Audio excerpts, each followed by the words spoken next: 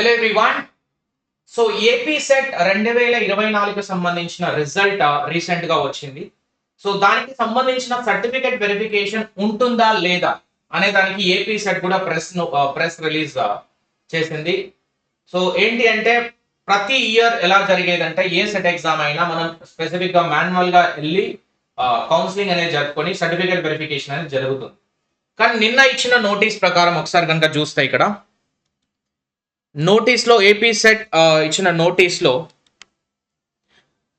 ఇక్కడ last paragraph, AP set will issue the certificate on the base of information provided by the candidate in the application. ఏదైతే మనం application లో provide చేసిన information ప్రకారం మాత్రమే, అంటే రెగ్యులర్ గా ఇప్పుడు ఎన్టీఏ యూజీసీ నెట్ ఎలా అయితే జరుగుతుందో అప్లికేషన్ బేసిస్ గానే సర్టిఫికేట్ అనేది ఇష్యూ చేస్తారు. So the AP the appointing authority should verify. ఎప్పుడైతే మనం పిహెచ్డిలో అడ్మిషన్ అవుతున్నప్పుడు కానీ లేదంటే అసిస్టెంట్ ప్రొఫెసర్ రిక్రూట్మెంట్కి వెళ్తున్నప్పుడు అపాయింటింగ్ అథారిటీ ఏదైతే బాడీ ఉంటుందో వాళ్ళు ఈ రిజల్ట్ కరెక్టా కాదా అనేది వెరిఫై చేయాలి వాళ్ళకి ఇచ్చిన డాక్యుమెంట్ ప్రకారం.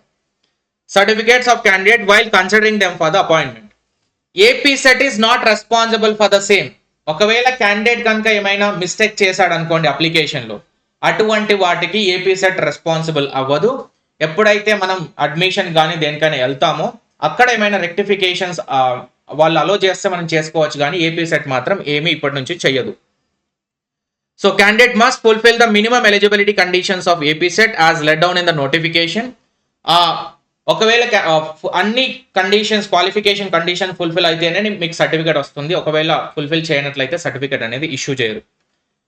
The certificate qualified candidate will be send through with a registered post.